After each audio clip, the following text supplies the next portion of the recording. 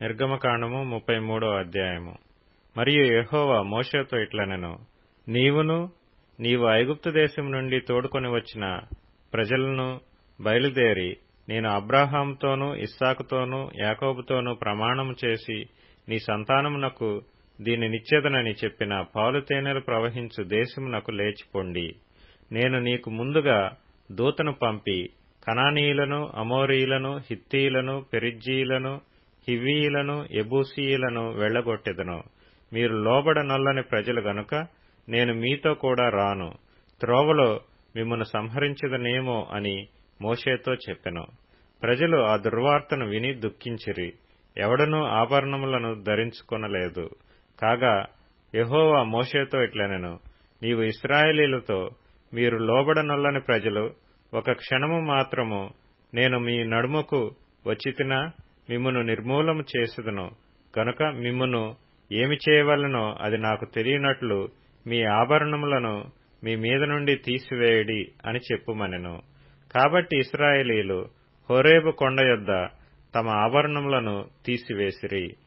అంతట మోషే గుడారమును తీసి పాళెము వెలుపలికి వెళ్లి పాళెమునకు దూరముగా దాని వేసి దానికి ప్రత్యక్షపు గుడారమను పేరు పెట్టెను.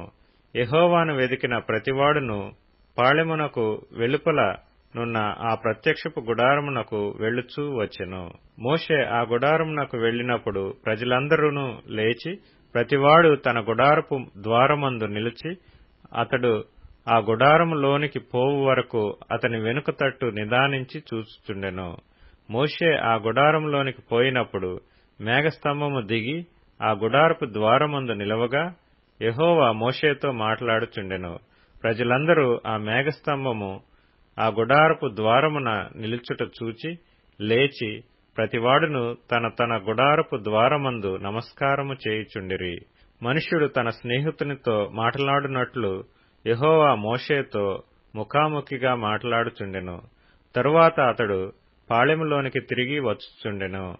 అతని పరిచారకుడును నూను కుమారుడైన యెహోషువ అను యవనస్తుడు గుడారములో నుండి వెలుపలికి రాలేదు. మోషే యెహోవాతో ఇట్లనెను, చూడుము, ఈ ప్రజలను తోడుకొని పొమ్మని నీవు నాతో చెప్పుచున్నావు గాని నాతో ఎవరిని పంపెదవో అది నాకు తెలుపలేదు. నేను నీ పేరును బట్టి నిన్ను ఎరిగియున్నాననియు నా కటాక్షము నీకు కలిగినదనియు చెప్పితివి కదా. కాబట్టి నీ కటాక్షము నా ఎడల కలిగిన ఎడల నీ కటాక్షము నా ఎడల కలుగునట్లుగా దయచేసి నీ మార్గమును నాకు తెలుపుము. అప్పుడు నేను నిన్ను తెలుసుకొందును. చిత్తగించుము, ఈ జనము నీ ప్రజలే గదా అనెను. అందుకు ఆయన, నా సన్నిధి నీకు తోడుగా వచ్చును, నేను నీకు విశ్రాంతి కలుగచేసేదనగా, మోషే, నీ సన్నిధి రాని ఎడల ఇక్కడ నుండి మమ్మను తోడుకొని పోకుము.